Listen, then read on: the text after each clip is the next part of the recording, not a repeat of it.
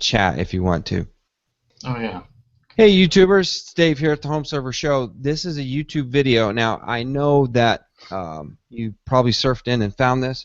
This is the long form video recording for our audio podcast. So yeah, you came in here finding Wi-Fi and eero, but this thing's going to be an hour long. So don't expect a major review right now. It's going to be an hour-long podcast. We do this live so I can present it live and have a chat room.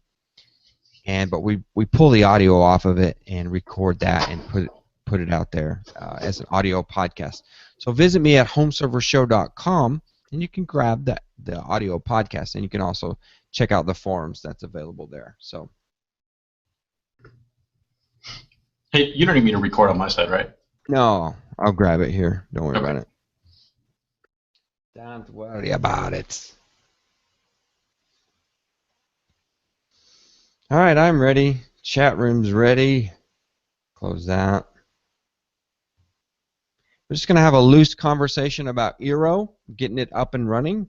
Neither one of us have had it for more than 24 hours. I haven't even turned the dang thing on, so it's still here in my hand, and I'm going to tell you why in this audio podcast. All right. Let me close all these superfluous tabs. We were talking, there's Rennie.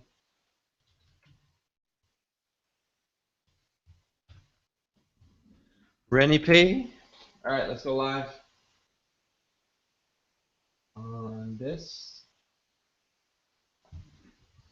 This is the Home Server Show podcast, episode number 296, recorded on February the 24th, 2016.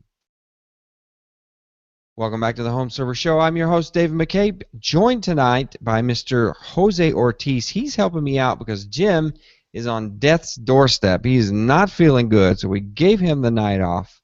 So it's great. It's great to have my good friend, longtime friend, Jose Ortiz joining me. Jose, how's it going, man?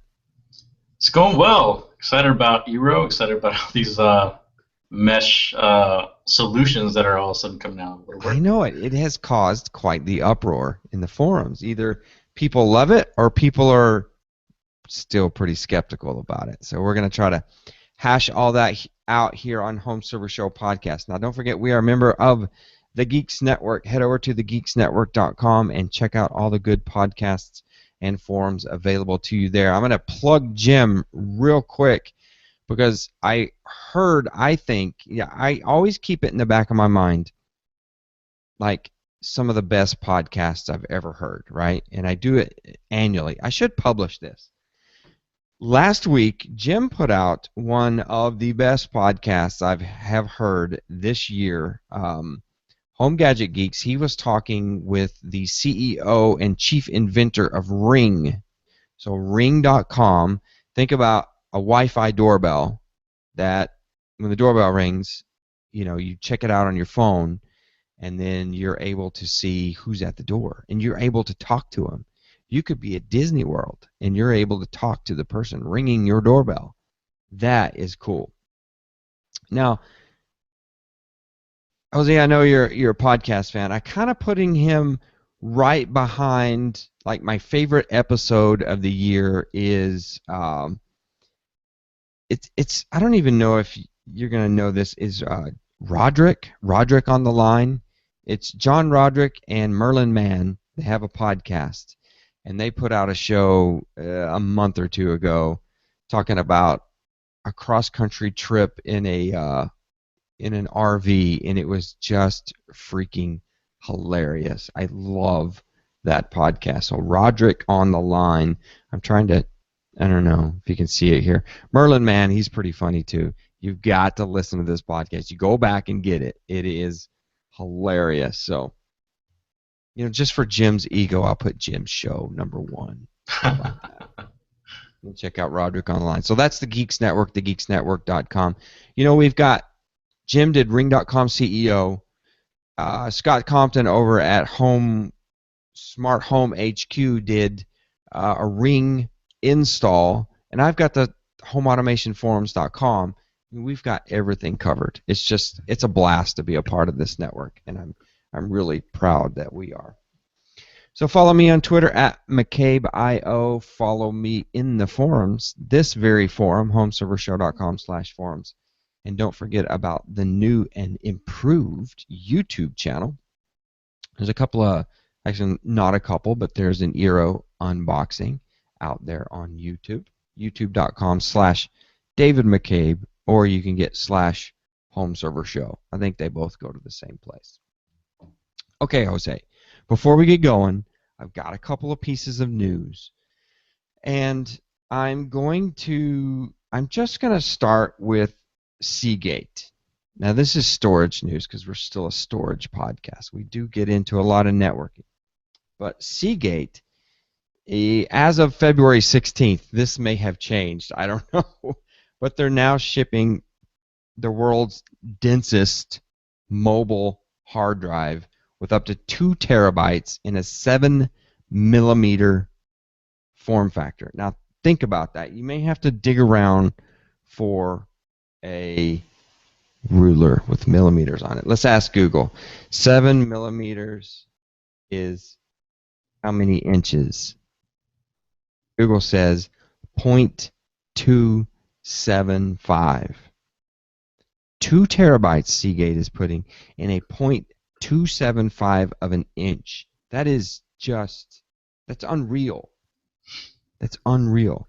So I think that this is a pretty big mobile play, if I would. Oh yeah, definitely. I mean, you think about.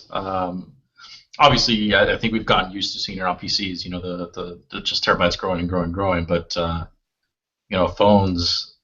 I remember having a little, 8 megabytes of storage on like a little Nokia to put a couple MP3 tracks on there. Then we're talking about gigabytes, and now we're talking about terabytes on possibilities. Obviously, that's still maybe a little too big for a phone, but yeah, you can have an entire server. Yeah, at some point, that's kind of where it's headed. That is crazy. It weighs roughly 3 ounces. They say it's fast too. It's a SATA 6 gig interface. Excuse me. And I'm not seeing exactly what the platter speed is, but I just wanted to share that with you.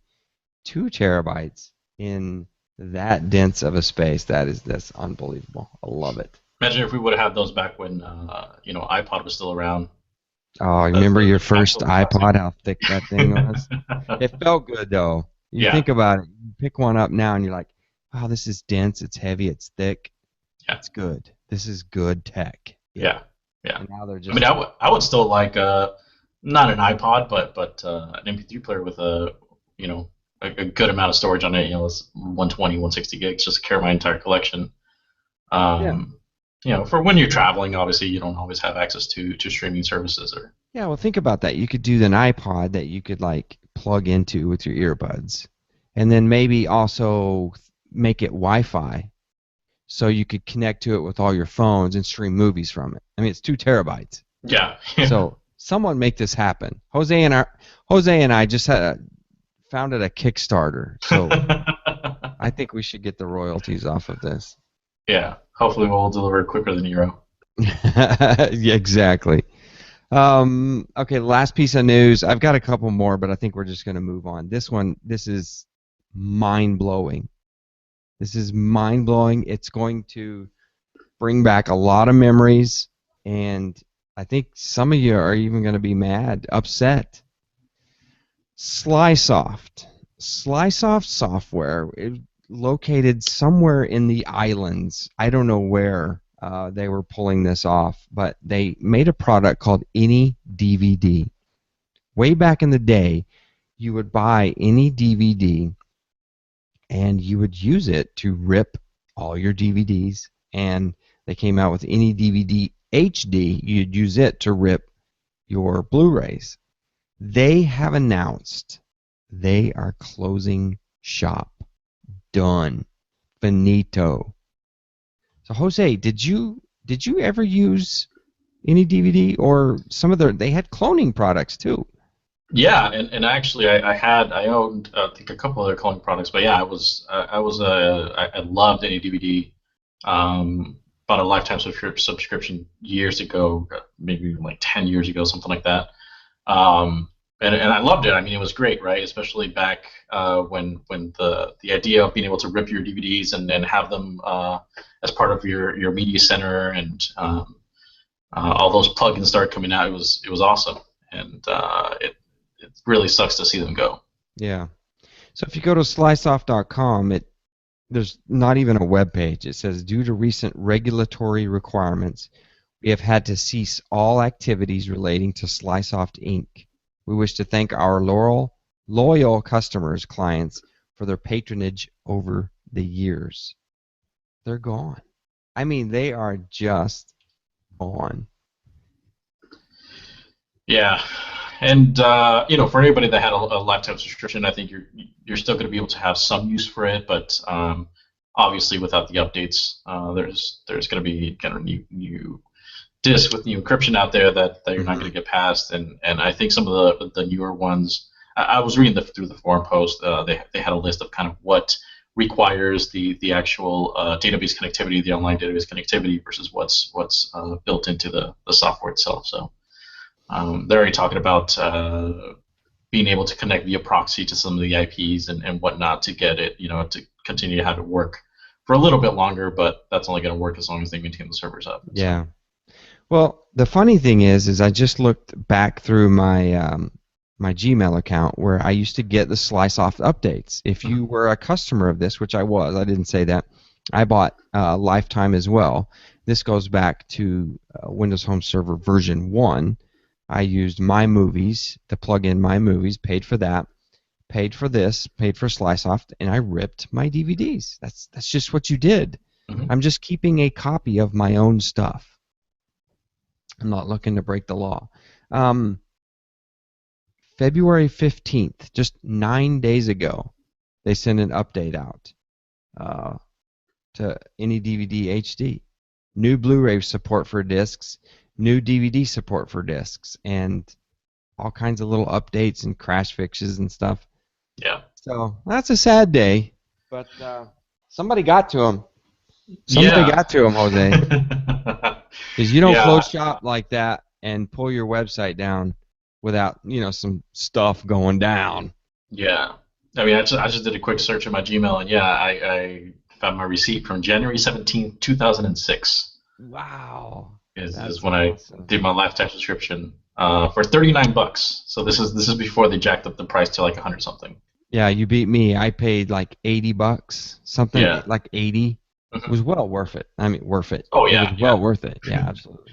yeah. I've definitely got a ton of use out of it. So Yeah, and I was just thinking the other day, I need to re-rip these DVDs, um, because all my formats are all jacked up. They're all stored on all kinds of different stuff. And I'm thinking now, okay, do not delete your DVD folder. Do not delete that. So, yeah, I've been kind of re-ripping my stuff too, just doing direct copies to MKV. mhm, So we'll see how many of these disks I run into that don't. that need to be decrypted and won't Yeah, let you do it. yeah. So So what do you? That's exactly what I was going to do to try to go into the Plex model. I don't know exactly what you were thinking and what you were doing, but I was going to do that. What are you using to go to MKV? make HMV. So just make MKV. Okay. Yeah, just make it MKV and just do a one-to-one copy on that.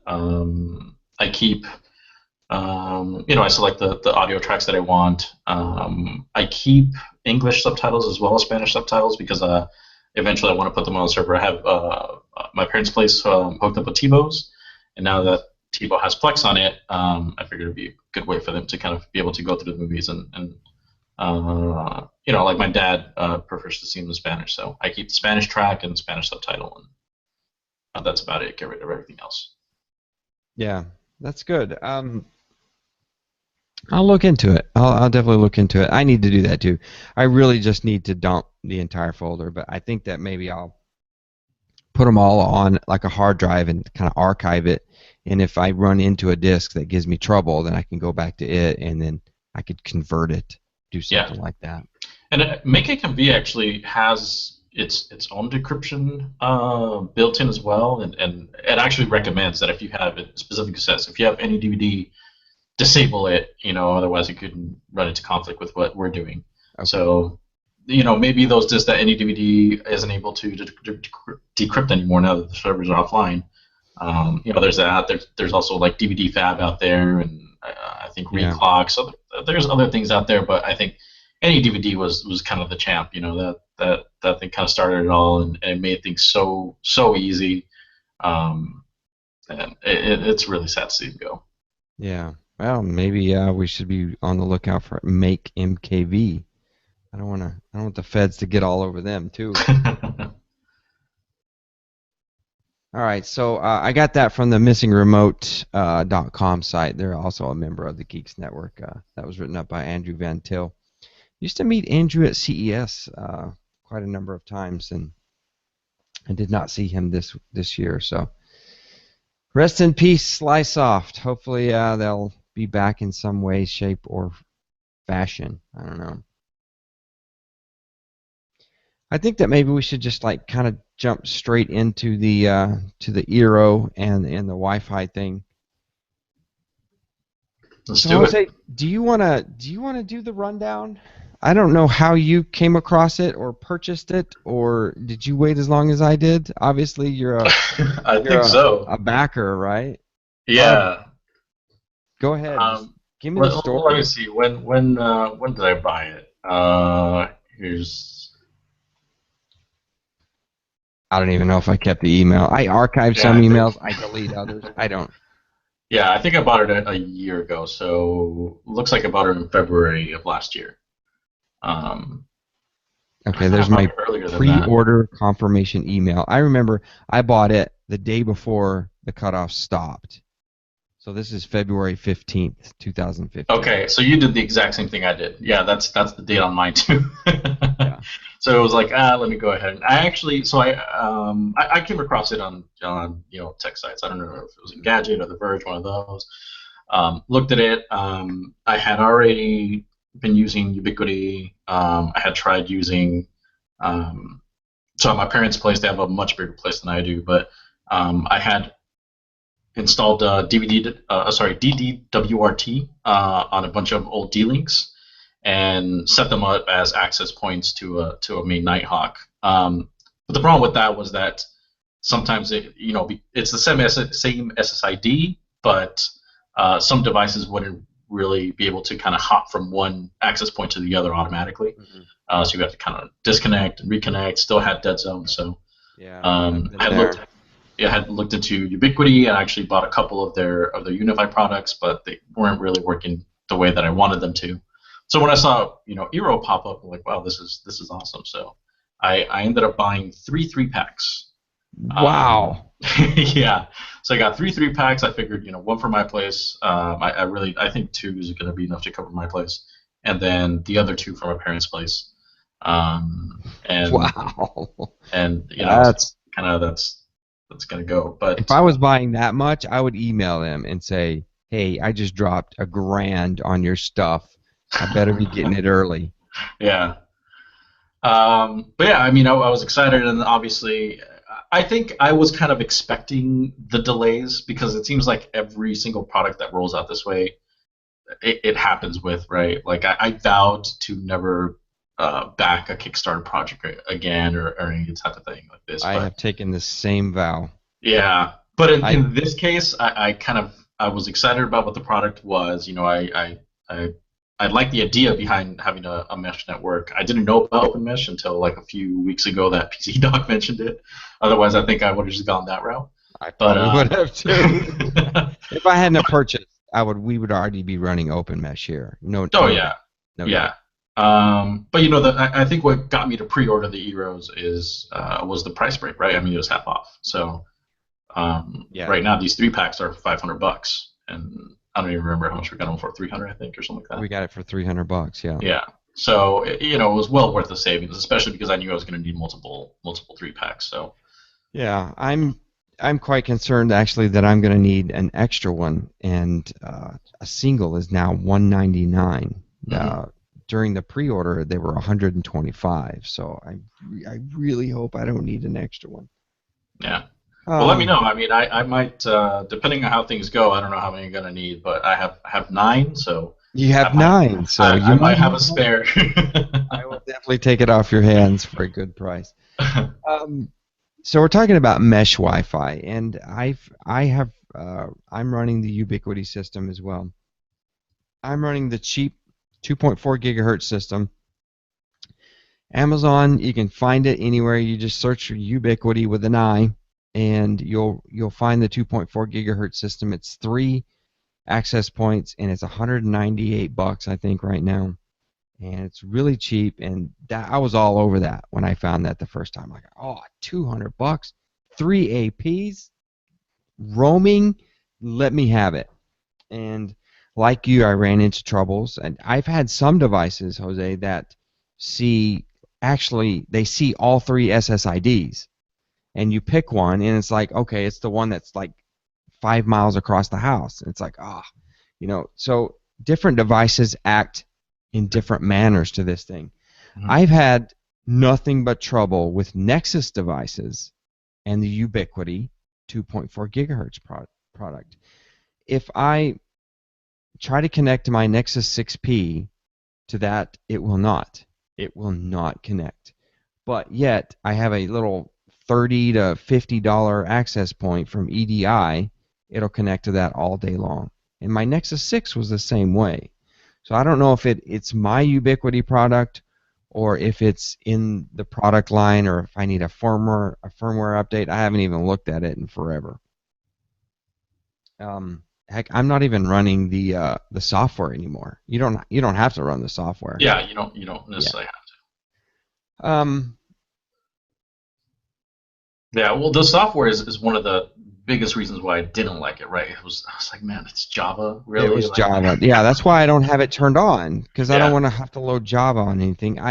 When I had Server 2012 running in the house, I ran an instance of Windows 7 in a Hyper-V, and I loaded that on there. I didn't care what Java did to that little yeah, thing. yeah, So I ran it, and I would look at it once a month or something.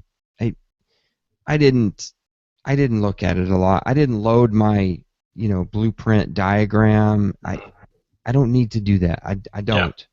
It looks great, but I didn't need to do that. I yeah, just need Wi-Fi that works. yeah. Exactly. I think the only instance in which you need to keep it running is if you're running the pay portal. Um, Okay. in that case, you need to have the software actually running at all times. But Right. otherwise, So you can just go in there, set it up, and then unplug it. You don't have to yeah. have the controller running at all Which times. it was a nice setup. It was easy to add an access point. It was real nice. You can assign it, uh, a name, and put it in a room. You could say office or kitchen or laundry or whatever, and you could blink the access point if you were having trouble finding one and you got mislabeled. You could blink it and then go around and look for the blinking access point, and Right. okay, there it is. Handy, yes. Mhm. um, I still have trouble with it. I can't wait to get it pulled out. Even if this does not work, if this eero does not work and I have to send it back, I don't care about the Ubiquiti. It's getting out of here. Yeah. Yeah. Yeah, I mean, between Ubiquiti and from what I've seen from OpenMesh, and actually, I just ordered a couple of OpenMesh units just because I still want to test them. I think for my home, I think I'm gonna have to go with OpenMesh, but Eero at my parents' place, and we get into that in a bit. But one of the things that I didn't really like about Ubiquiti is I love that it's PoE, but I hate that it's not standard PoE.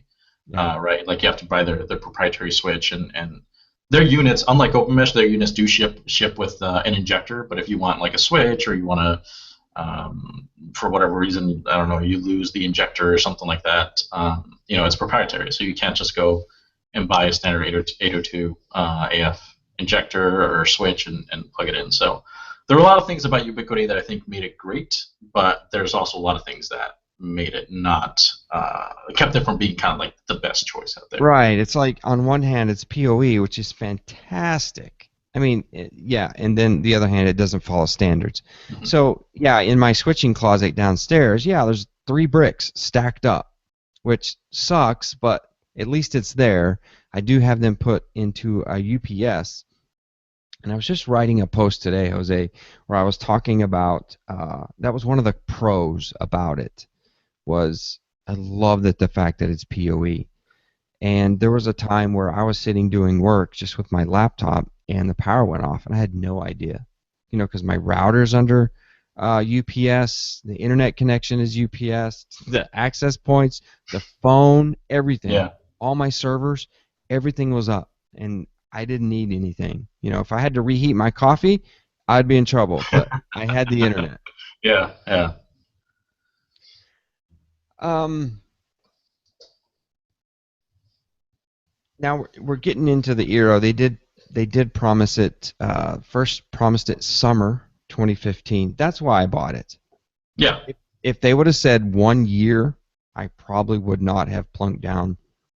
I mean, it's just $300, but still, I needed something quickly, and I had to kind of patch my Wi-Fi together. I'm still using the Ubiquiti product, but I tested a couple of 5.8 gigahertz products to kind of get me by. And what I did is I just put one in the same vicinity, like right in the middle of my house, so I can get to it in certain places, but not in like fringe areas. So Mhm. I'm the only one who knows that access point is there. The rest of the family doesn't. So uh, it was kind of for me. Yeah. And the other cool thing is I bought, it's a completely different conversation. I bought that Circle product, Circle with Disney, and I hooked it up to the Ubiquiti product. So all of that was running through there so I could protect the family and whatnot. And then I had my secret little 5.8 gigahertz network that nobody knew about. Yeah, I mean, same thing. I ordered it's like summer perfect, and I was looking into buying a home too. So it's like, oh, I'll have it, and it'll be perfect. And obviously there was that delay, and then I think what was the initial estimate? September? Did they push it to They did. September? They Something like pushed that. us to fall, and I was like, Yeah. that's fine. It's not a Kickstarter, but they took your money up front Right. Right. with a promise we will deliver gear. And Hmm. this is right after I just got burned for $150 on Indiegogo, where I said I would never do this again. And I think I'm pretty darn sure I'm never going to do it again. I Yeah. can't say for sure because sometimes I get excited. Um, Yeah. I yeah, said I'd never do it again, and I'm pre-ordered with Luma too. So. yeah. I wish I would have done the Luma. I didn't, but at least I got to play with it at CES. It looks like Yeah. a great product. I hope that it is a complete and utter just awesome product because we need a couple in the marketplace to push each other to further this uh, kind of idea of Wi-Fi networking. But they delayed it to fall, and then they finally said we need to February. Said Yeah. here's why. We're going to test it. We're going to test the crap out of it. And they did. They came back to us and they said, we've got it in 200 homes right now. We're testing it. That made me feel good. I was like, okay, I'm going to have a product in February. And then we finally did. We got, you actually contacted me. You said, hey, someone in the forums said they got an email that it's on the way. And I'm like, oh, where's my email? Where's my email? And we finally got the email. What was it? Tuesday? It was yesterday. Mon- Monday. Tuesday. Monday? It's Wednesday. I thought it was Thursday. We got an email Monday. We both got the email, and it said, "Hey, your eero shipped, and we're going to provide you the tracking number in another email." Yeah. Now, the The detail that I missed in that email though was that it said, "Hey, your eero shipped yesterday." yes. I completely skipped over that. I was like, "Cool, they shipped. I'll get it sometime this Well, week." But you know how you can get a tracking number, but it doesn't really work yet because the box is still right, at the shipper. So yeah, that's yeah, what I thought was going on. I yeah. was like, Same here. okay, it's in a warehouse. When it processes, when it gets beeped that first time, then we'll get the email. So I'm Right, like, great. I still have time. So that's 2 day shipping. I'm thinking 2 day shipping. I'm thinking they're not going to overnight this. So I was like, I still got time to test. I still have time to test my brand new camera that I just purchased for YouTube videos, Is that and G7? G7X, yeah. Yeah. Yeah. So I got all the time in the world. And then the freaking doorbell rang. I mean, the doorbell rang, and I had already read the reviews of Engadget and Walt Mossberg's review, and I saw the box in the review, and it's about yay long and yay thick. And when he handed me that box, I'm like, you've got to be kidding me. That's eero. So I ran upstairs real quick. I got my lighting out and I got all my tripods set up, and I was like, brand new camera. I don't know how to use you, but you're going live. So I hit record on that. I did a Periscope at the same time, unboxed it, and then here it sits. I haven't done it yet because I wanted to test, Jose. I didn't want to just throw it up and say, oh, it's great. I Mm-hmm. wanted people to say, well, do you have like some concrete data? Yeah. And I wanted to test. I didn't have time to test. So that's what I did today. All day. I got the access points, I've got pictures, and I started the data just I don't know. I didn't feel right about it. So I pulled down the access points and I stuck them right here beside me on the table. So I've got the laptop, the access point, and the server all on the same switch. So they're all down here. There's nothing that could slow these down. They're going to work at, quote unquote, wire speed. This is going to be fast. It's going to be great. And they perform the same way. It was the same speeds. And I was like, something's weird about this. And so I put it out there. I explained the data. I explained the tests. And I put the post out there. I posted it today. So, after a post, after you work hard on something, when you publish it, you take a break. I needed a break, and then I was running around doing some errands, and I just got to thinking. I was like, did I do everything right? There had to be something I missed.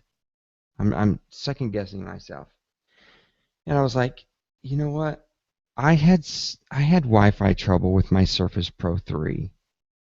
I have heard people having trouble with Wi-Fi on their Surface Books. I'm like, oh, you've got to be kidding me. And at that point, it's like a lead weight hits you, and you're like, oh, you've got to be kidding me. That's got to be it. And I race home. I can't find anything that will connect right to my NAS. I'm frustrated. I pull out Surface 3, just a little Atom Surface 3. I pull it out. I connect to the NAS. I do a test, and it's triple the speed. It's literally running triple the speed of Wi-Fi of my Surface Book.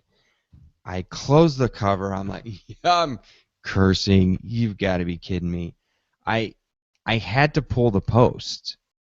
I didn't want to pull all the informational pieces of the post, so I put an update at the top, and I said, look, my data is wrong. It is just absolutely wrong. You got to admit when you're wrong. You just have to. You just can't leave it there. So I pulled all the data, and I have to retest somehow. I don't know if I'm going to. I think that I might just throw in the eero and see how it feels. So what I was doing is I have 25 meg up and down on internet. So it's easy to go to speedtest.net. I can peg that easy. Yeah. You can see it hit the governor. You can see it go up to 26, come down to 24, and it averages 24.5. Every time, every single time. But that doesn't task the access point, the Wi-Fi, at the speed at which it could run. So that's why I was putting it on the local area network and trying to test it that way. Now, granted, I wasn't testing it scientifically. I'm just timing drag and drops in Windows, rebooting, drag and drop in Windows, rebooting, freshen it up, make sure it's good, make sure it's not cached. I was trying to do everything right, and something with the Wi-Fi in the Surface Book. I don't know what I did wrong. It's just Surface gets me again. I'm like, So I think I'm going to dig out. I'm going to have to find something different. I couldn't get, I've got a Yoga 2. I was having trouble connecting with that, and I have an Acer laptop that I just unboxed. I'm going to try to test with that. I also have an Android app that I was testing with, and uh, it was a crazy day. So let me ask you about your experience. That's my experience with Luma. I mean, not with Luma, but with eero. I haven't powered it up whatsoever. So let me just throw it over to you because I can't talk. Well, I mean, my experience hasn't been, I think, that much better. Mostly because I don't have an iOS device, and after the more than year-long delay, somehow they were able to release this thing without having a fully developed Android app. So with the Android app right now, you're still able to go through the setup process. You're able to create your SSID and credentials and whatnot, but that's about it. Any of the quote unquote advanced features, which includes IP address, IP address blocking, not blocking. Like What am I trying to say? reservations for DHCP? Yeah, reservations. Thank you. Router stuff. Yeah, or even DNS, like setting your own DNS servers, like that type of stuff, which are things that they kind of touted along. Those things aren't available through the Android app. Okay. They're only available through the iOS app right now. If you have an Android app and is you there don't port have, mapping? nope, not on Android. Damn. Yeah, so it's right now the Android app is extremely limited. You can create a network and that's about it, and create your guest network, and that's it. Anything other than that, it says, oh, contact support, and gives you a little button to contact support to have them do it.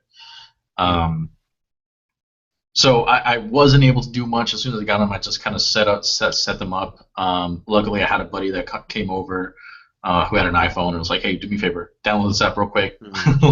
Let me do something. Because one of the things that I wanted to test out was to see how they performed, not as the primary router, right? I wanted to keep my router, which is a Nighthawk running DDWRT, and have them work as access points, but mesh access points, right? And I think there was a question as to whether or not they would retain their mesh capability if you switch them into access point mode. Correct. And so that's all I did. I borrowed his phone, installed the app, and I was able to, on iOS, able to get to the advanced features and then put them into, they call it bridge mode, which is access points. And sure enough, I was able to confirm, at least as far as I can tell, the mesh. I set two of them up, right? So I set one up, put that into bridge mode, hooked that up to my Nighthawk, and then I put another one in the living room, and I just went through the setup process, and that was it. It found the primary eero and did its thing. And as far as I can tell, it's the mesh networking continues to work, because there's not any additional. I don't see any additional SSIDs through a Wi-Fi scanner. It didn't prompt me to create an SSID for that secondary eero. So access point mode retains mesh if you put them into access point mode. But that's about all I've been able to do. So I did do some very rough and quick speed tests with a 1 gig file on my Surface Pro 3.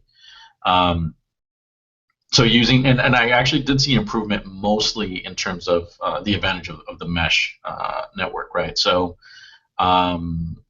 within my I'll just call it my Nighthawk Wi-Fi SSID. 1 gig file was about 36 seconds in the same room, which is in the same room where the router's at. And eero was about 28 seconds. So yeah, a little speed improvement, nothing remarkable. 1 gig file? 1 gig file, yeah. A 1 gig file in like 20 seconds? Yeah. Yeah, on my network, that would take probably 20 minutes. Yeah, so it went from 36, close to 37 seconds to 28 seconds, right? So a few seconds shaved off here. I went to the living room, which is basically the other extreme of my home, where the office is, between the office and living room. And they both tested at about 60 seconds, right? The same thing. Now, this is without the mesh. Sorry. So I unplugged the secondary eero and I have the eero and the Nighthawk in my office, went to the living room. They both took about 60 seconds for that 1 gig file. Now, I plugged in the secondary eero and let it mesh wirelessly. And the time actually jumped up to 79 seconds. And I was looking at the transfer speeds, and sure enough, they were halved, right? Because now you're hopping. Mm-hmm. So that's one hop right there. You're going to lose half the speed. So it actually took longer through that wireless mesh. But as soon as I plugged in the Ethernet cord for the Ethernet backhaul, the transfer speed in the living room on eero dropped down to 22 seconds for that 1 gig. So Ethernet backhaul on that wireless mesh seems to make a huge difference in it. And just off of the one test alone, it made me very optimistic in terms of performance. Well, that's interesting because they say that there's supposed to be 2 radios in this thing. So there's a separate radio to do backhaul for the mesh, and then there's another radio to do, serving the client. Yeah, I mean that was my understanding as well. So supposedly there is no speed loss, but from what I can tell, you still lose half your speed on that. Interesting, because that's going to affect a lot of people. A lot of folks don't have Ethernet to every spot in their house like us geeks do. Right. So I mean that's going to make a big difference. Yeah. So we'll see. And again, that was a extremely quick test that I did this morning, just one. So I'm gonna keep testing it out. And again, this was using the eeros in bridge mode, which is they're just serving it as access points. So my Nighthawk is still handling all the DHCP on that and all the routing. At my parents' place, I'm gonna remove that Nighthawk and actually use the eero as the primary router, and we'll see if that has any impact on performance, and obviously how all that works. Now, one thing that I don't like, and I think it was raised in one of the reviews that I read, is the idea that this is managed remotely, right? Like this is hooked up to eero servers, and I know there were privacy concerns even like when the pre-order was going on. There was this Reddit post about privacy concerns, and one of the developers had posted how that was actually there's going to be a ability to opt out, where you can opt out of all the fancy stuff, where the self-healing and monitoring of your speeds and optimization and all that.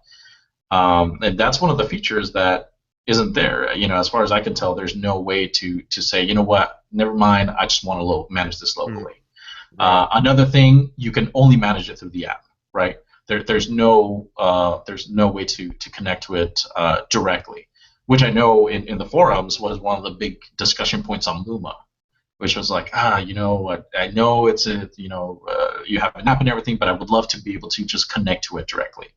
And I think one of the guys in the forums kind of contacted Luma, and they said, hey, you can actually connect to it in your browser just like any other router. So it sounds like they'll be able to do that, but eero's lacking that. So there's actually a lot of things that I was pretty bummed out about when I kind of opened the app and started trying to manage the eero, that after years delay, they still weren't able to deliver on a lot of features that were supposedly going to be there at launch. And now it's they're coming. It's coming really soon, and that's on a roadmap. And some of that is like PPPoE. There was the ability to boot into OpenWRT. There's just a lot of features they don't have PPPoE that we're touting, and no, not right now.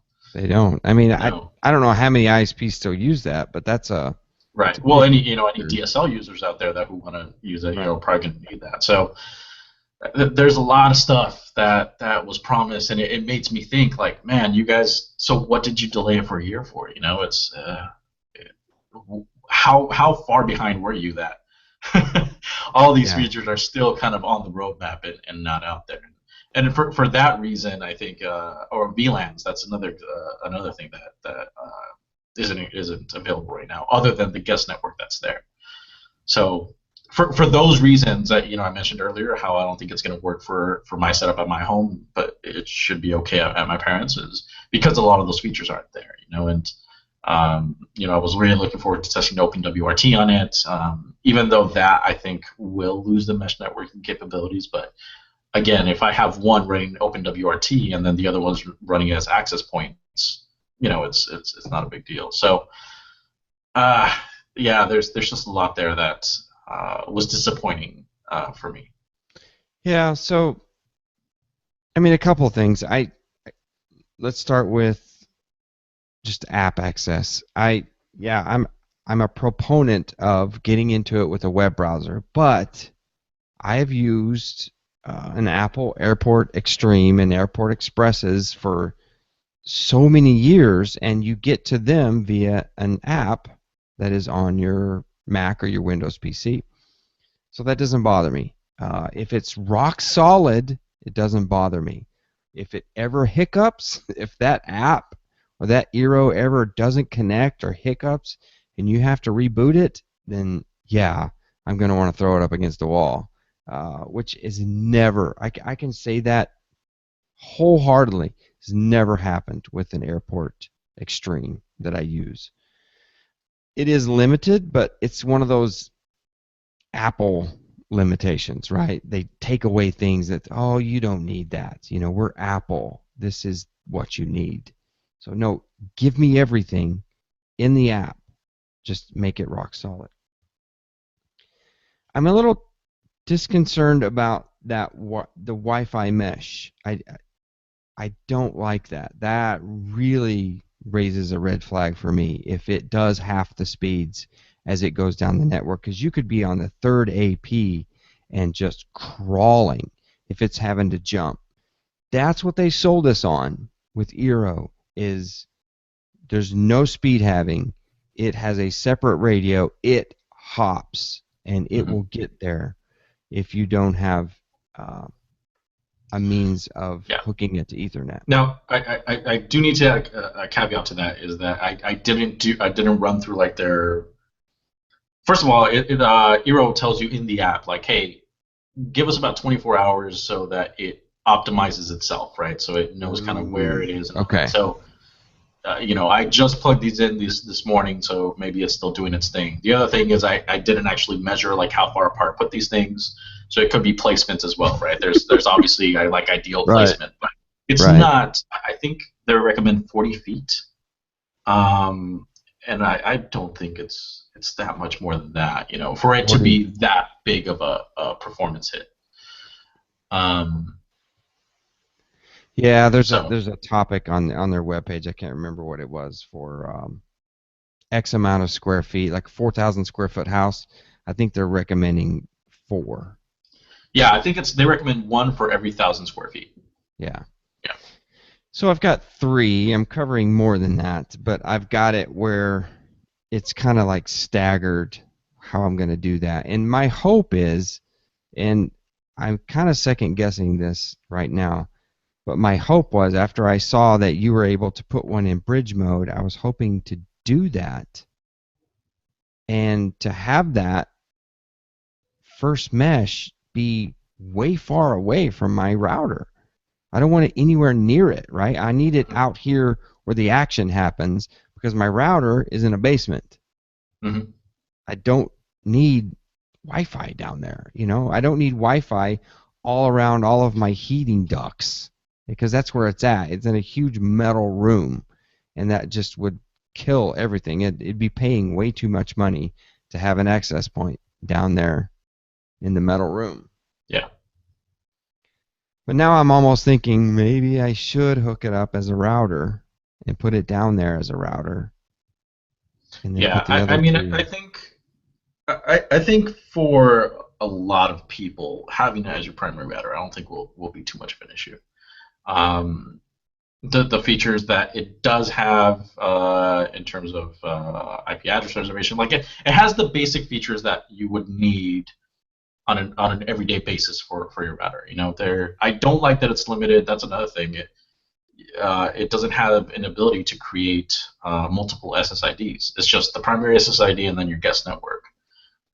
In my case, I have an SSID dedicated to just my home automation stuff, right? Like I have one dedicated to that. I have our primary SSID. I have a guest network, and then I have another one that I kind of test around with.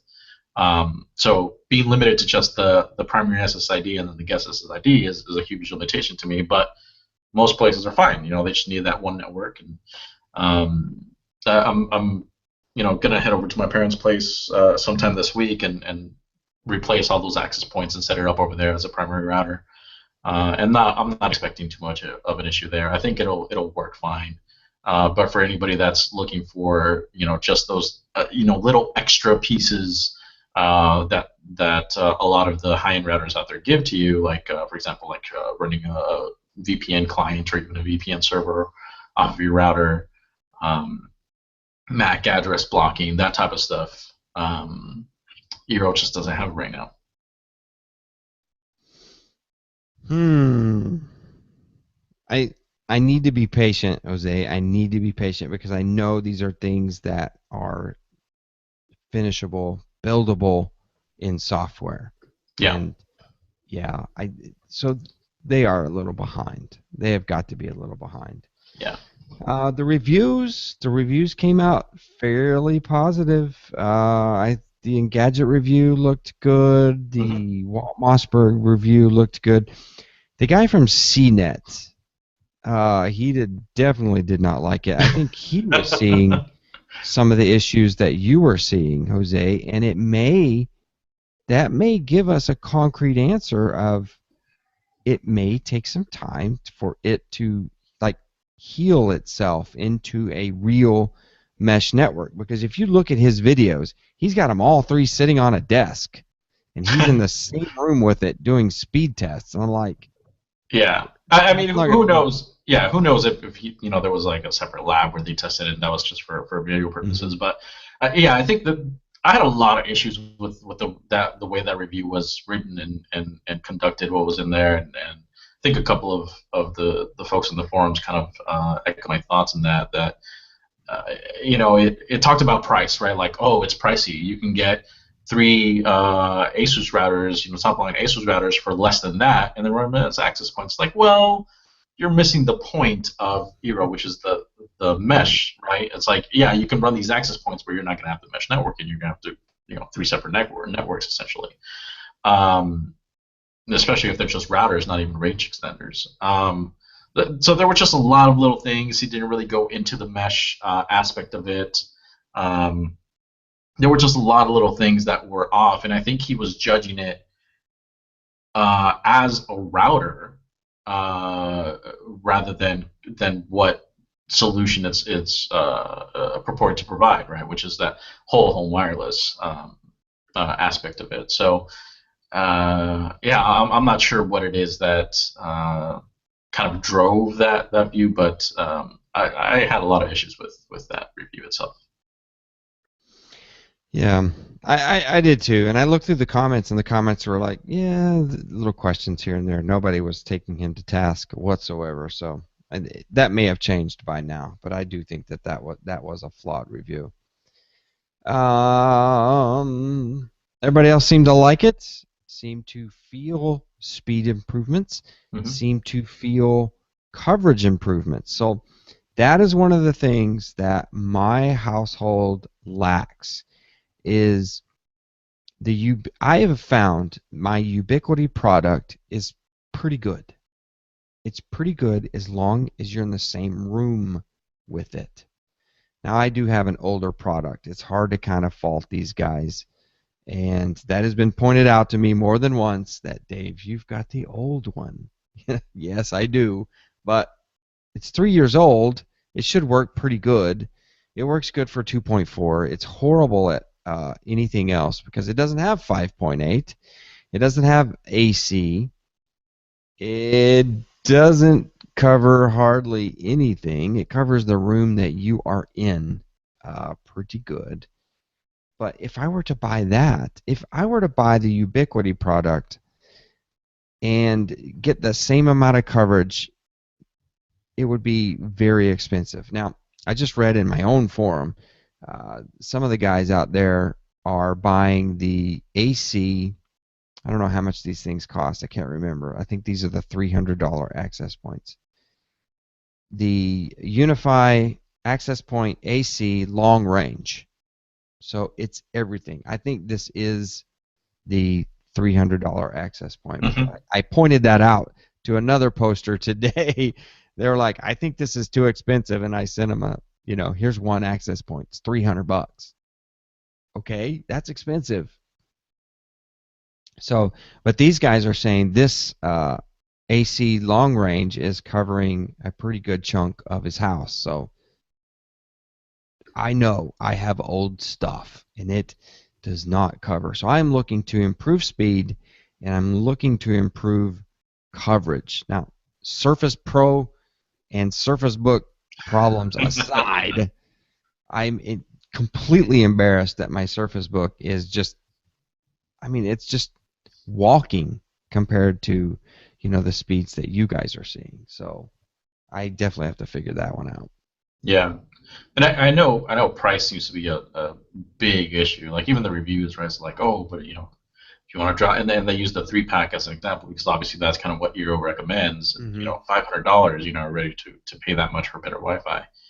But I remember after the first delay, again, one of the developers was pretty vocal over on Eero and did like this whole Q&A, like impromptu Q&A, and that's one of the things they brought up, like, oh, after pre-order price, like seems pretty steep, and he was comparing it with the top of the line routers at the time, and it was pretty in line with that, right?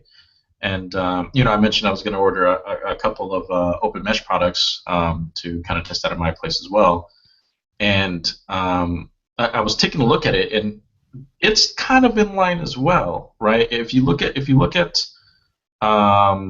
their not the top of line one, not the AC one, because the AC one is like 225 or something, and then you still got to buy a PoE injector for that. But I think the one that ends up being in line with it is the one right below it, the 2x2 N product. I forgot the actual model number. That one's pretty close to in line with a single Eero unit, or I'm sorry, to the 3 pack if you buy 3 of them. And even if you take a look at top of line routers, whether you're looking at the Nighthawk or the Asus, what is it? I don't know what model number they're on now, but um, they can get pretty up there as well. So I think in terms of, if you look at the hardware, right, forget about the software and kind of what runs them. If you look at just the hardware that they're using, I think the price point is in line with other options that you can go out there and get for those single units. Um, we'll see where Luma comes in at. Like I said, I have a pre-order on that as well, but I know Luma seems to have a little bit of superior hardware on that. They have beamforming, they have MIMO, so I'm sure that'll help with the performance there as well. But in terms of what's actually available right now, I don't think the price is kind of that far out of range from other products out there. True. I mean, I'm looking at the MR1750 from Open Mesh. It's $225 on their website, and correct me if I'm wrong. You don't get this from Amazon, right? You buy this from them. You can get it from Amazon or direct from them, but it's the same price. Amazon. Yeah, Amazon has it for $221.95, so you save $3. $221.95. Yeah. Yeah, and again, you still have to buy the PoE injector for that, or if you're going to go with a switch, you still got to buy a switch for that because it doesn't come with the power supply. So let's say you're going to do I think I was looking at around $45 to $70 for a 4-port Ethernet power injector. So you add that on there, and then maybe $50 for a router. Let's say you're just going to get a little cheapy home router. You're actually more than Eero, and you only got 2 access points. Right. And then if you look at the product below their dual band, it's the OM5P-AN. That's 134, so it's more or less $100 cheaper. That's which not is great. AC though.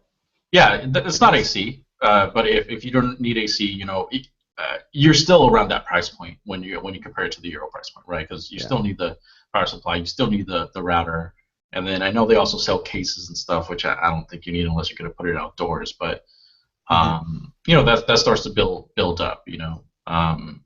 Same thing with the standalone routers. If you decide to go with a router and a range extender, the range extenders can get pretty pricey too. Here's like the latest top of line Asus RTAC 5300. It's $393, $400. Yeah, that's crazy. So I don't know. I just didn't see the price Obviously, I'm standing here saying this because I got it at the pre-order price, which which was half of what it is now. But even so, looking at the price as it is now, I don't think it's as outrageous as it's coming off to be. I think most people might see it that way because it's like, wow, I'm shelling out $500 at once. But if you actually look at the capabilities, if you look at the hardware that it's offering, I don't think it's something that they're charging an extreme premium for over other solutions. Hmm. Yeah, I certainly have. I went with that Ubiquiti product because they did have such a wide array of uh, products. I thought I was going to get like an outdoor access point and have everything, on the same SSID. It was going to be wonderful. Hmm. Is Eero has Eero promised multiple SSIDs? It's something that was in the that Q&A Reddit post. Right. And I'll look it up so you can throw it out in the show notes. I mean, at this point, it's about a year old, but there was a lot of really good information. There was a lot of general information in terms of what features it was going to offer, and then they even got really hardcore into like the hardware that they were running and the radios and whatnot. That stuff kind of went over my head a little bit, but I mean, multiple SSIDs was definitely one of the things that they had talked about. Um, so I Yeah, that mean, would we'll be see when that would that be nice comes. to have. That Yeah. would be nice I to mean, have. that's actually one of the things that had kept me from going to trying out OpenMesh to begin with, because OpenMesh was similar. It only had two SSIDs, but I was on the forums and somebody brought to my attention. They're like, "Oh, well, there was an update that now allows four SSIDs." So it's like, "Oh, that's exactly what I need." So that's kind of what got me to want to try it out. Yeah, that new product that MR 1750 dropped, over this last year, and then their Mhm. updates dropped, and everybody in the homeservershow.com forums is raving about the open mesh, saying it's a little more complicated. It's not a handheld product like this eero is. This is obviously something that you could probably give to your parents, Mhm. and even if it was just a single, say, here's your router, your Wi-Fi, it's perfect. There's an app, just install it, go. So that's something to look at. And even some of the guys in our forums who have pre-purchased Luma, like yourself, are saying, I'm not out for that super high speed, super bleeding edge product. I know that I'm sacrificing maybe a little bit to get a little of the handhold model, Right. security, router, etc. And especially the Luma product. I think if that thing ever releases, it's going to be a real nice product because it looks like it has Circle built into it. It has Mhm. security. It has the net nanny kind of stuff built into it. It's a router.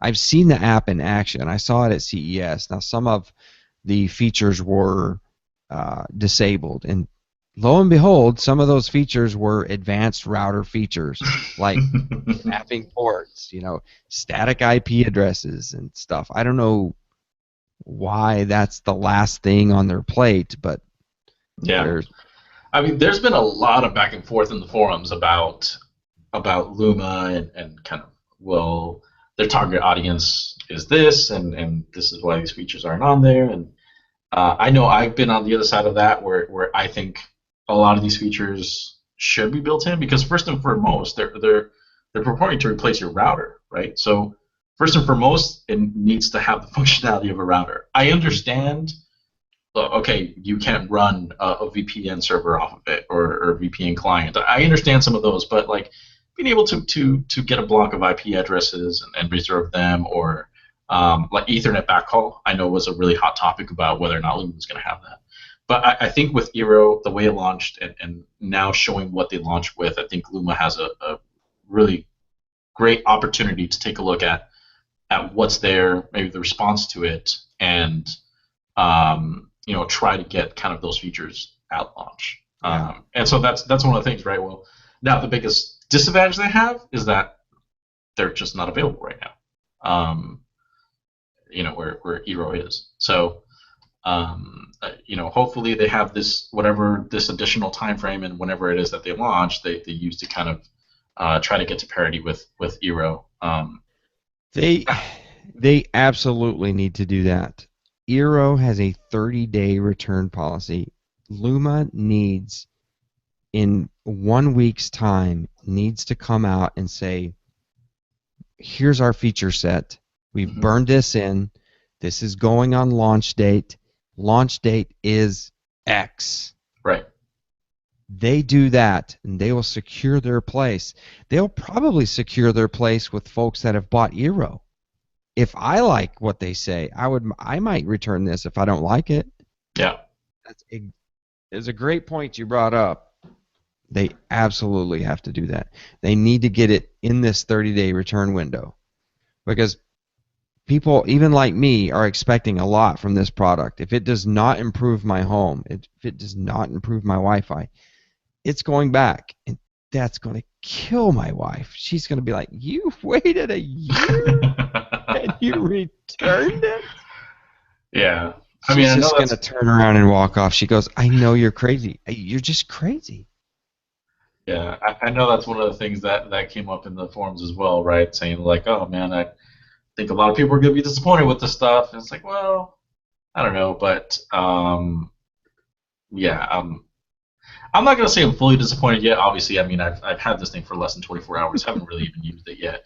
But in terms of what I know, I was looking forward to, and I know I'm sure I came off in the forums as like I was continuously defending eero versus Luma. Like it almost became like an eero versus It Luma thing, was. It right? And got it's it like got to that, and it that's got to that. fine. It got to that. Because that's how we are as human beings, and that's fine. You buy something, you want to believe in it, and it's hard. Just like my Surface Book, I'm a freaking Surface MVP, and this thing failed me, and I have to come out and tell you guys that, my tool of choice has failed me, and I need to tell you. It's Yeah. painful. You want it to work. You Yeah. want to know that you waited a year and it wasn't wasted. Yeah. But I mean, I was going off of it before yesterday, right? All we could go off of was what features are on paper for each. And again, keep in mind, I pre-ordered both of these guys, right? So it's not like I'm saying eero because I missed out on Luma. I have both of these. I have both of these kind of on deck. Mm-hmm. But it just seemed to me like eero was addressing a lot more of the actual router pieces, and Luma was going off a lot more like, hey, look, you can block sites and manage who connects to your stuff, right? It was more kind of tying the circle type of Right, features. safety, security. Yeah, and so just going off of paper, to me it seemed like eero at the time, just off of what they were promising, was going to be a superior product in terms of functioning as a router. So to see it come with a lot of these gaps um, is disappointing for me. Is a bummer for me because it's a lot of what I was expecting. I was looking forward to. So now with these gaps, like it doesn't really, to me, look any better than Luma, right? So now again, they do have this runway. Luma's not even available yet, so in the next 30 days, eero can easily just push an update like, hey, look, you can now add Done. more SSIDs. You got Yeah. here's the new Android app, right? And we can here's all these other features that we promised, and done deal. Yeah, and they do. They need to, before this return window is up, they need to show some investment in the apps and in the product and get something out. Throw a little bone our way. Yeah. Squash a couple of bugs, eke out just a couple of brand new features, and then let's move on. Mm-hmm. That gives people a warm fuzzy. That would give me a warm fuzzy and say, okay, they're doing like I thought they would. They're Yeah. behind on software. They're knocking it out. Well, I'll use the Amazon Echo as an example. Oh yeah, that When perfect example. If they when it can came do out, it. yeah. If they can do it. So when it came out, I actually, I pre-ordered it as a Prime member or whatever, and I was supposed to get it whatever February it came out, right? I was supposed to get, like, I had it. My shipment date was February. Mm-hmm. Like a week before my shipment date, I canceled the thing because I was like, you know what? What do I need a Bluetooth speaker for? I know I'm not going to talk to it. Like, I have Google now. I love Google now. I can just ask it to do stuff. Mm-hmm. And knowing these things, like, yeah, it has a lot of promise. Like, oh, it could do this in the future. It could control your lights and all that. But That's not going to happen. It's just going to be another dead product. Look at what happened with the Kindles, right? With the fires. Um, and then, late last year, all of a sudden they started like, hey, here's integration with Wink. Hey, you can control your lights now. Now they added the thermostat. And And I when was like, smart things oh, dropped, man. Yeah. And smart smart things things, yeah. dropped. So Hello. I ended up buying, I got an Echo this past year in December. Um, and I love the thing, right? But it's one of those things that I was so doubtful about the development of that platform and whether we're going to actually integrate it into it, that it caused me to just go ahead and cancel my order altogether.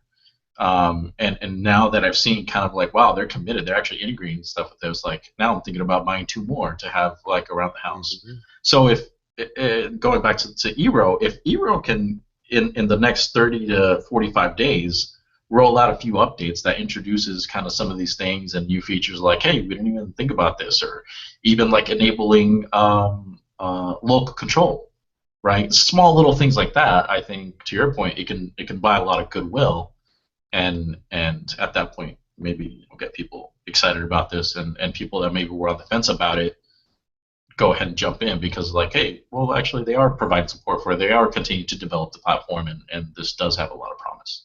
Yeah. Versus if we go the next 30 or 45 days and nothing has changed other than they release the full Android app, then those people that maybe are between eero and Luma, like, you know what, let me just wait for Luma and see what happens, or just go another route altogether. It's going to be interesting. There's some poker to be played here between these two companies, and I feel if it does what it says, it needs to do what it says out of the box. So here's what I'm thinking. I am honestly thinking I may set this up as a router tomorrow if I can find some time. Just a single, and then speed test it. In that room, I can do some magic with some Cat 5 cables and when you have a router, you just can't put a router anywhere in your house, right? Yeah. It has to be close to your modem, so that's a Cat 5 connection, and then it has to inject into your switch for your home. Well, for me, I have fiber, so I have a box downstairs that hands me Ethernet. So I would have to run, if I wanted to put a router, on my main floor, I would have to have two Ethernet runs. One as the WAN. Right, and one coming back. And then one, I have to send it right back down to go to the switch. Yeah. All the cables down there. Yeah. It's more difficult than it seems. So I would have to snake the wiring around so I can get it away from heating ducts and get it out in the open, hopefully. And I could do that. Yeah. I mean, that's kind of what I did because I before I moved to this place, I ran conduit to like all the walls and stuff, and I had Verizon. There was no ONT here, so I have Verizon Fios. So I had them install the ONT at the garage because the actual lines, like the fiber lines, ran like right next to it, and I didn't want an ugly wire coming across my backyard into the home or whatever. So like, just run it here, and then I just ran. I did exactly that. I have one Ethernet cable running from the garage into the house attic and down into like my server closet, which is right behind me, and then one going back. And now I have all my equipment in the server closet, so everything kind of runs out of here. But then I also have one going back if I ever need to, kind of put a switch in the garage. And I'm probably going to actually put one of these eeros in there, just so I, if I'm in the backyard, I have coverage back there as well. But Chat room just said maybe try some Powerline Ethernet adapters just for the WAN. I mean, I'm just running 25 megabits per second symmetrical.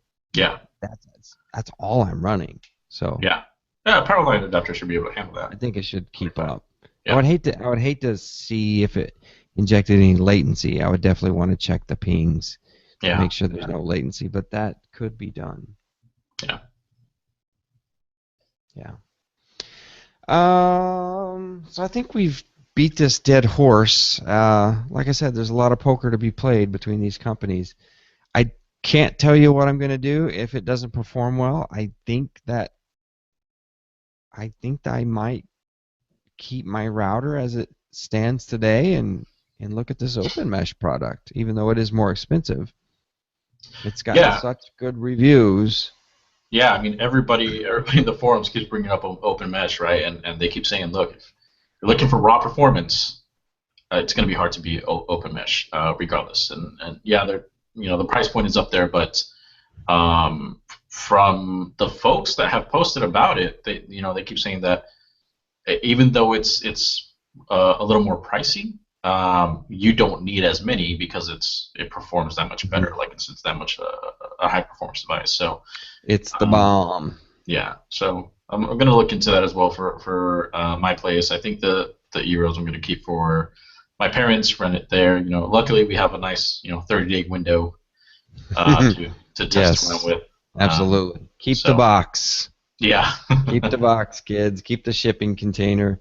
I like the open mesh products because you can.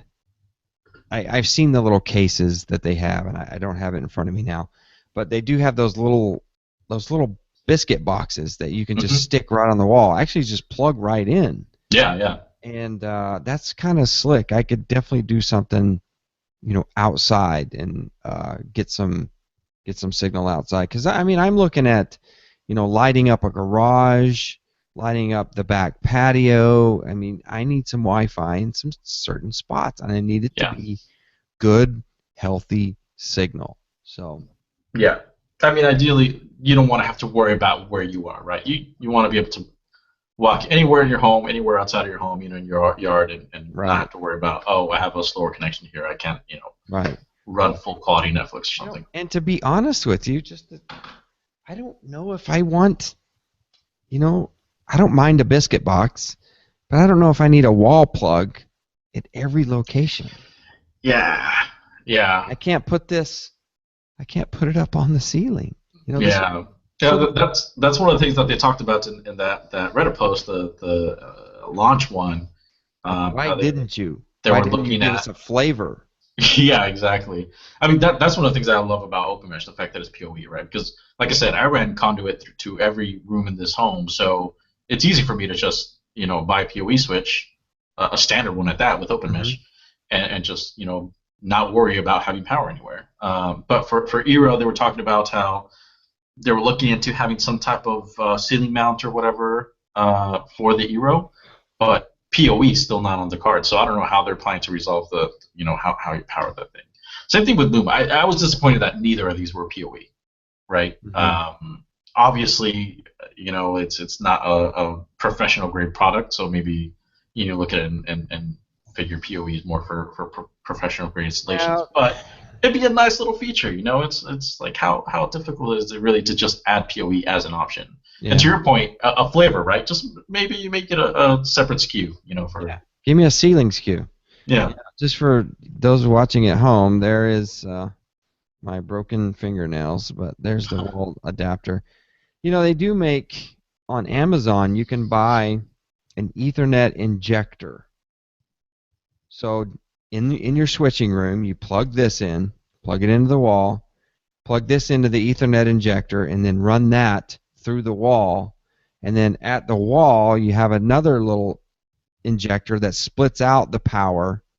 It splits the power, plugs in, splits the Ethernet, and plugs in.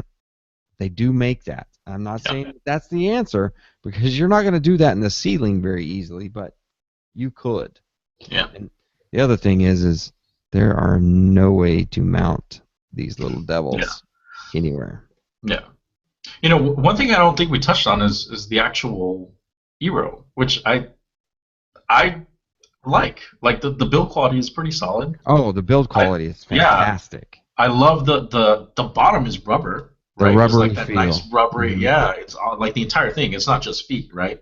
And Hmm. it's not just. I've had issues with a few products that just have like the feet kind of stuck on the bottom, and then the heat ends up melting the glue off, and then they show. Right. This is And like you just you all got one that piece. one you got that little device that kind of rocks, click click Yeah, click click yeah, click click. exactly. So this is all one piece, and it feels great. It feels solid. It's I think it's gonna hold up very very well. So I will say that build quality, great. But it's not labeled, Jose. What the heck? Where's the freaking WAN port on this? Either one. Either one. Yeah, it doesn't matter. That's scary. The left one though, like if you look at, I don't know where I saw it. I Wait, saw it somewhere. can I assign a static IP address to this thing? I don't know. I don't have access to advanced settings. So, you mean in your router? Yeah. Oh yeah. I mean, Okay. well, if your router has addressing capabilities, it should be able to. It has the MAC address, so that's why I know that they're both the same. I don't know where I saw it. I don't know if it's in literature or if it's on the device itself, but it'll tell you this Ethernet port, this is your MAC address. This Ethernet port is your MAC address. This SSID, this is your MAC address. This is it's in the app. That's where I saw it. Yeah, because sometimes you do have to provide your MAC address to your ISP so they can open you up to let the data flow. Right. That's another feature that's not available right now, MAC address spoofing. No spoofing. Okay. No spoofing. A big feature of DDWRT. Yeah. Spoofing. So that's something else in the roadmap.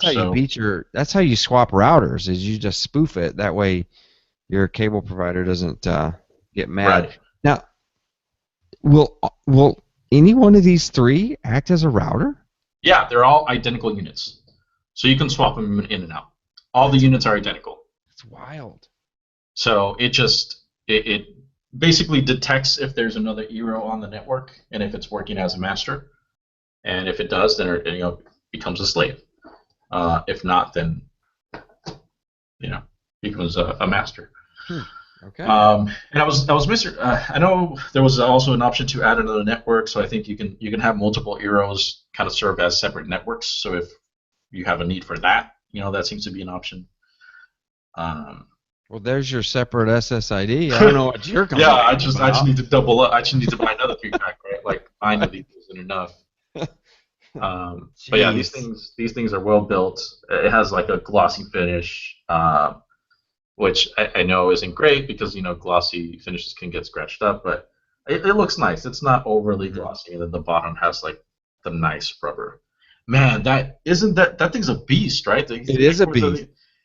For you listening on the podcast, I just held up the Cat 5 cable to Jose, and it just hit him like, yeah, that thing is awesome. It's like PVC coated. It's perfectly round. This is, quite frankly, the nicest Cat 5 cable I have ever been shipped in a box, or for that matter, purchased or made myself. Now, the one thing I don't like about it is it's not labeled on the outside, so you don't know what plenum capability is on the jacket. You don't know if it's like Cat 6. Oh, that's true. I didn't even think The about crimp that. is just absolutely amazing. It is a fantastic cable. Yeah, it almost feels like it's solid wire instead of stranded, right? Like it's. Well, you'll be able to tell. Okay, so we're going to unbox this. It's got a paper glue Yeah, trap. that's one thing I didn't like is the way it's wrapped up. Yeah, I don't know. This has got to be stranded. Is it just the jacket that's pretty rough? Because it just doesn't seem as flexible as like a. You can maybe it's also just the tell jacket is about the pretty tough. teeth. The teeth in the Cat 5 connector is stranded. Yeah. Because the teeth that crimp down in a stranded cable, it has one slicing connector that goes in. If it's a solid connector, the little metal piece, it actually has a U that goes around. Yeah. Right. Yeah. My old eyes are telling me that this is stranded, but you guys look at it. At least I know how it's supposed to work. Yeah. Yes. That thing is solid though. Whatever jacket material they used on that. Nice. Thing is. Unfortunately, it kind of reminds me of Apple products, right? It has that Apple charging cable feel. It's white. Same thing with this guy, right? Like that glossy finish. Like, I think it would have been awesome if they offered these in black. Black with like that bright white LED at the end of it. Like, I think it would be nice. Maybe they'll come out with jackets. Eero jacket. Yeah, accessory revenue. There you go. Yeah. Yeah, I remember one of the things in that Q&A from a year ago was, are you going to offer different colors? I was like, nope, but there's always spray paint. Right. So Okay. All right. Well, we have rambled on. We're almost at an hour and a half, so we're just gonna call this quits. Chat room, you guys have been awesome. So let's see. Someone's doing a 26 down, 6 up while streaming YouTube. So I'm seeing no. Talking about power line. Well, 6 up is not going to work at my house because I love my upload speed. So I could probably do some tests with some power line adapters. Just might not use the Surface Book to do that. Jeez, I can't believe that. Drives me crazy. All right, guys. Episode 296. I don't know how many show notes are going to be available for this, but the cool thing is we have the homeservershow.com forums. There's a networking section, and I broke out a Wi-Fi section because we have so many Wi-Fi topics these days with all of these different products. And the mods will slowly move those topics into the Wi-Fi. And there is the Reddit page I have. I will get that on the show notes for sure. All right, Jose, thanks, man. It's been, I don't know, it's been way long since we've had you on this show. I don't yeah, it's even been know a if you're long time. here or Surface Book. I think I was still podcasting about phones at the time, so that was a long time ago. Always about phones, yeah. And I always hit you up about once a year. Hey, if you ever want to do a podcast, please consider us first. Yeah. All right, guys. For Jose, I'm your host, Dave McCabe. We'll see you in the forums. Good night.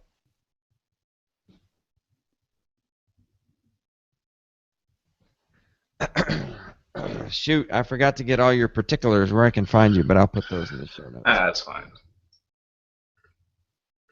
And where's my OneNote? We're still on YouTube. YouTubers, thanks for hanging around with us. I'm going to put that down here. Reddit. AMA. Paste.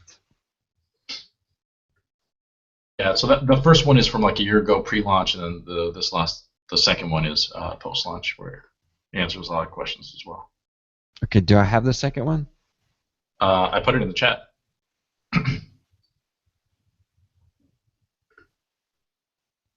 Okay. Roy Batty, that's the guy that's been pretty active on Reddit.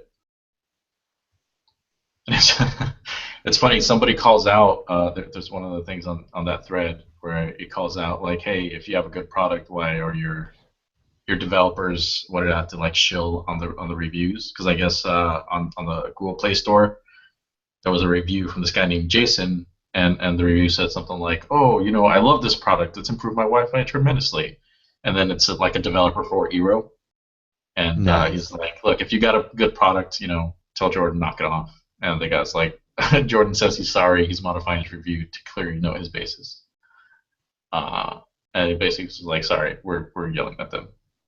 And it's like, well, yeah, it's like three different. He's like, "Oh, does Jason say sorry as well?" And he gives him his Apple Store review, and then he's like yelling at Jason as we speak. And then he goes like, "Might as well get Gabe while you're there," and he links another review. So it's like, this isn't looking good. Come on, guys, like, really? Nice. Yeah. But there's a lot of good info in there in terms of what's on the roadmap, what's not. I actually posted a couple questions on there as well that he got back to on me really quick. So. All right, that's cool. Now I'm gonna have to read through this thread tonight. So I'm really torn, man. I am so torn to put this. If I don't put it as a router, then I can spread it out more. Yeah. I mean, it really depends on what you need. Like, if right now, if you need, some of the advanced router stuff, yeah, then maybe you just use them as access points right now. And I mean, you can still test it out as an access point, right? Like, there's, like I said, the mesh networking works.